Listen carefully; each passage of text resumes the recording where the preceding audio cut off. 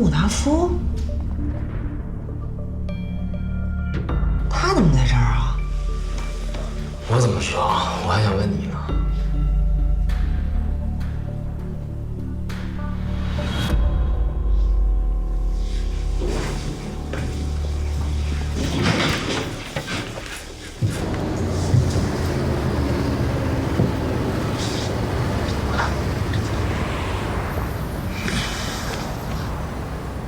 这事儿你先替我保密，等我弄清楚了再说。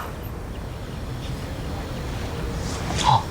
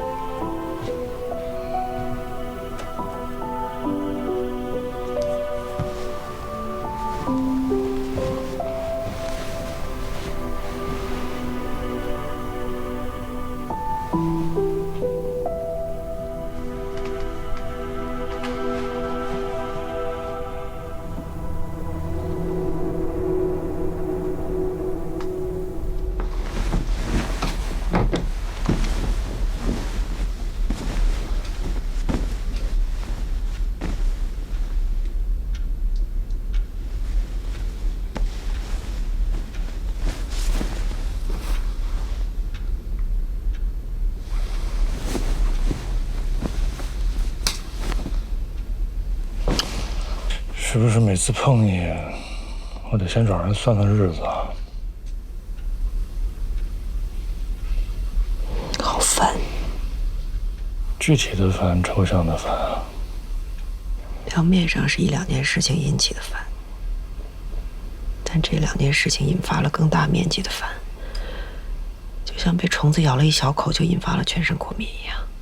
案子办得不顺利，还是焕宇的这次考试成绩不理想了，挨领导骂了，车子剐蹭了，还是我做错什么了？你这么一问，我就更烦了。不问了，睡觉。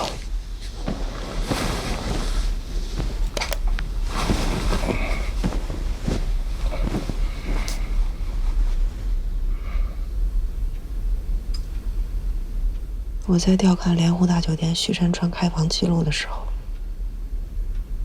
顺手输入了你的名字。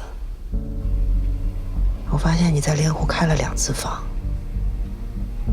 一次是上个月20号，一次是上上个月20号，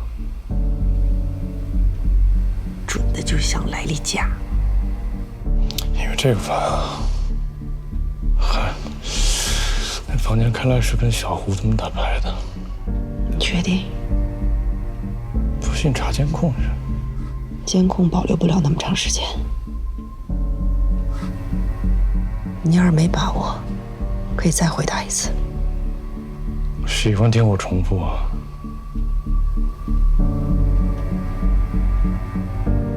上个月20号，小胡不在本市。哦，那我就记错了呗。跟小胡是上上个月，上个月是跟小贺、小豹老下的。又骗我？我怎么骗你了？上个月20号，老夏开了1天的会。怎么，连我的朋友你们都一同监控了？用得着监控吗？看看他们朋友圈就都知道了。哦，那就是跟小谢呗。我就这么几个牌以后，日子久了我气喘了。你再好好想想，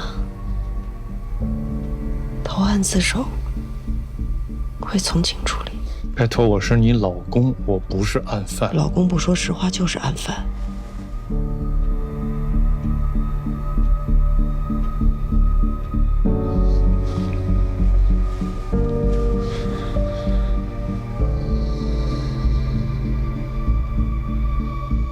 我还能说什么？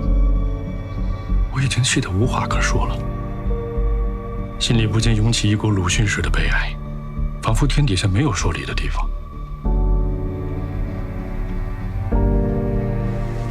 我知道他没睡着，他也知道我知道他没睡着。我知道他知道我知道他没睡着，但他还是假装睡着了。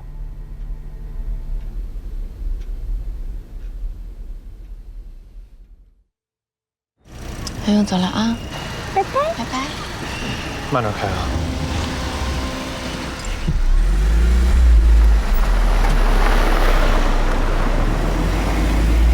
原来笑容也是有方向的，哪怕你跟笑容站在同一条直线上。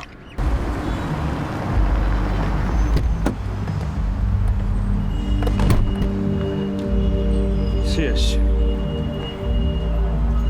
走吧。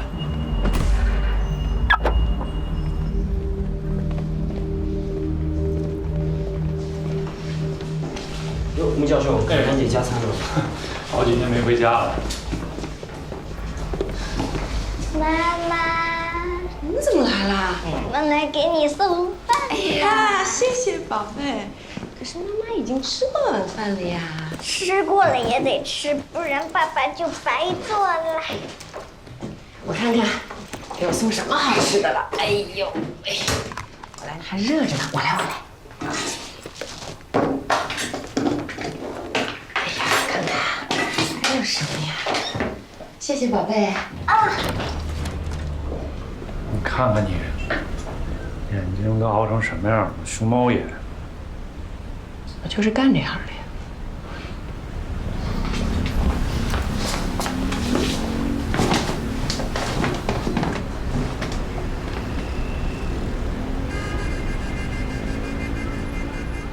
有眼熟的吗？诚心的。在上面那个见过，在莲湖大酒店的大堂吧。不但见过，你们还对了几眼。没什么特殊意义啊，你别在这儿瞎敏感。哎，我给你的钱你还给贝珍了吗？好了，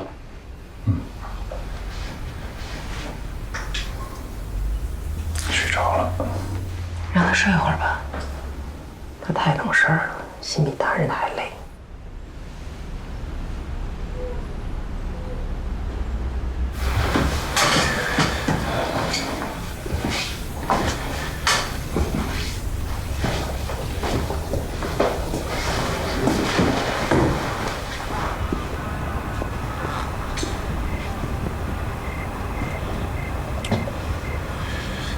我想跟你解释一下我开房的事儿。回家再说吧，我现在需要清空脑袋想案件。那你回家呗，洗个澡，睡一觉，放松放松。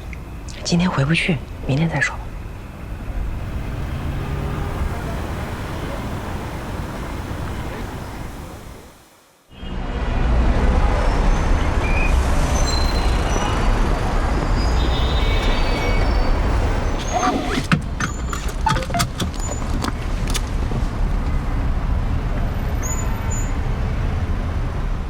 他是不是发错了？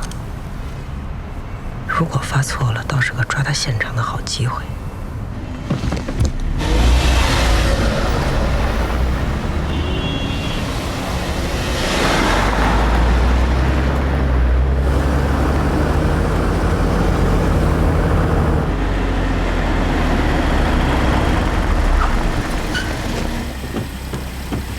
欢迎光临莲湖酒店。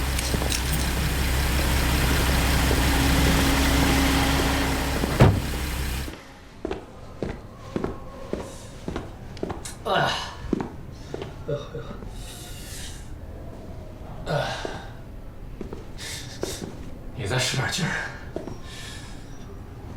哎呦，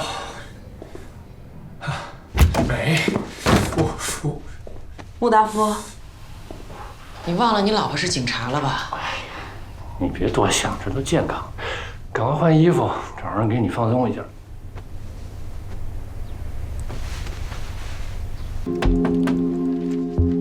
进。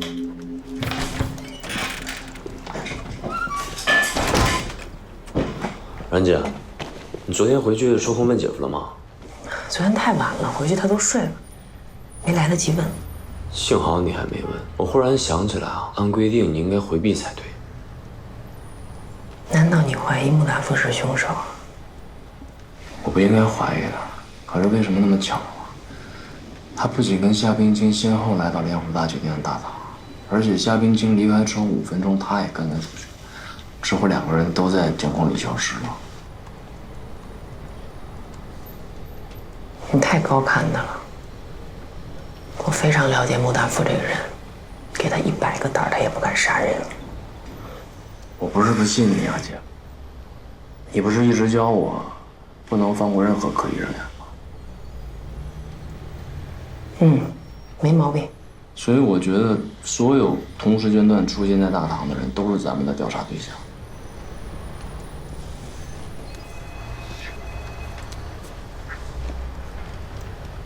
那你觉得穆大富跟夏冰清认识，还是纯属巧合？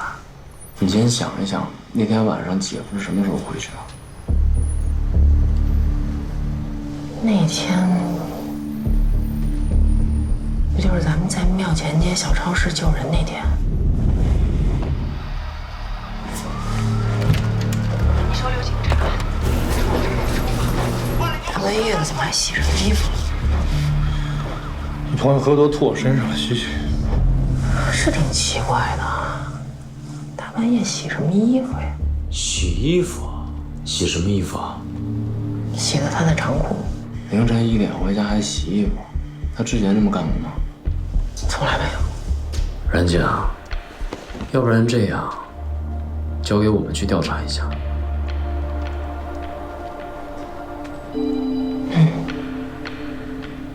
没有顾虑，给我查得清清楚楚再回来。放心吧。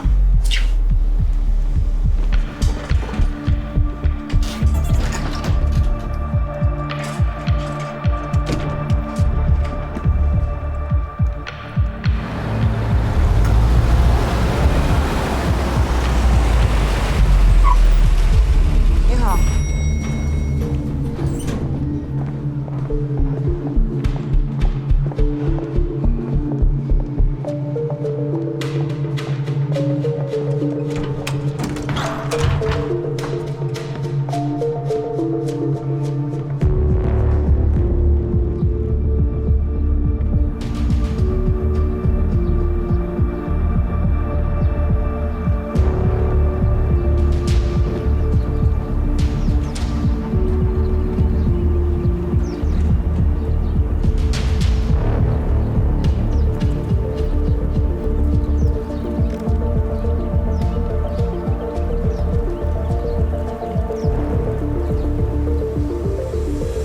穆大富，你为什么会在这儿？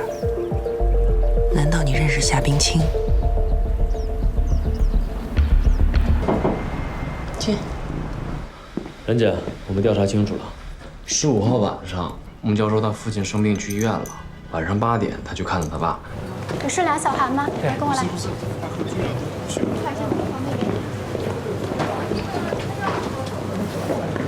妈，我到急诊门口了，我在门口等你。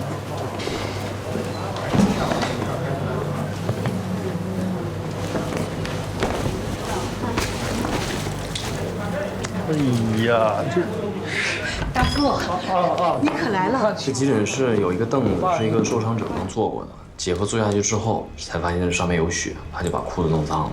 他回家之后才洗的裤子。这个是急诊室的视频，有了这个就能排除姐夫的嫌疑了。晚上7点，穆大富在什么地方7点，他从酒店出来之后，直接去医院了。？10点之后他去了什么地方？你就相信我，他绝对没有作案时间。除了这个视频，还有什么人能证明他没有作案时间？婵姐，你都把这案子交给我，你就完全信任我就好了。我可以向你保证，姐夫跟这案子绝对没关系。咱们就把注意力都放徐山川身上，就完事儿了，好吧？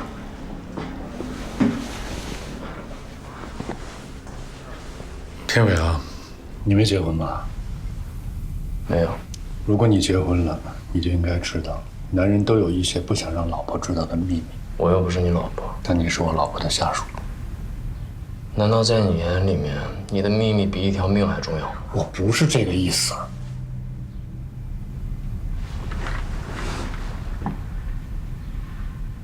天伟，我向你保证，我跟这个案件没有任何的关系。我答应你，如果你真的跟这个案件没关系的话，我会替你保守秘密，哪怕是出轨。你别乱说话，我没有出轨。那你有什么不能说的呢？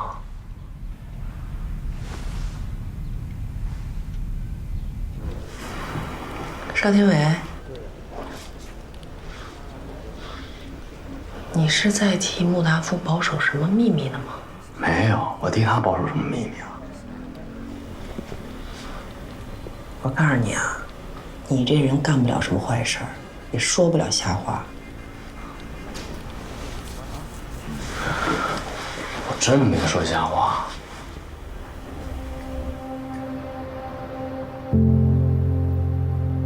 您病怎么样了？好多了，这不是吃着药呢。他这病啊是急出来的，这问题解决了，他那病就好了。什么事儿啊，能让爸急出病来？这事儿你得问你们家达夫啊。我说报案，他不让报。问题都已经解决，就别说了。可是，张教授那部分是解决了，那我的呢，一点都没追回来啊。追什么呀？钱，什么钱啊？你爸呀让一个叫什么 P2P 的公司啊，把那积蓄啊都给他骗光了。怎么不报案啊？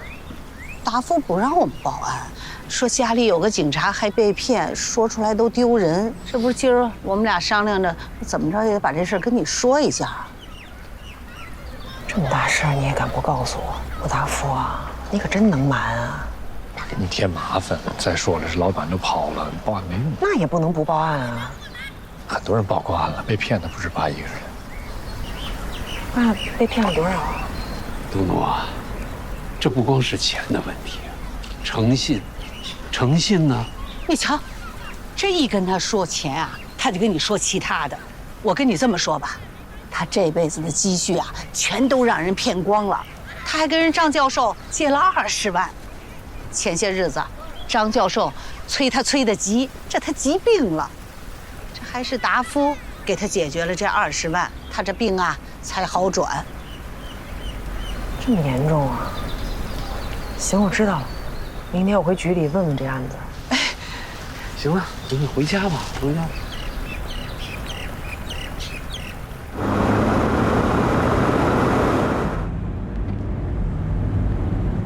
给爸那20万你从哪儿弄的？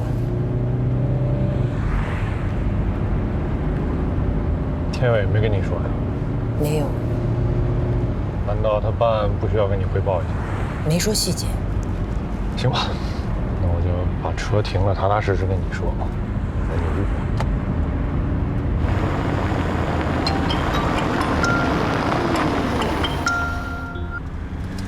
犹豫。喂。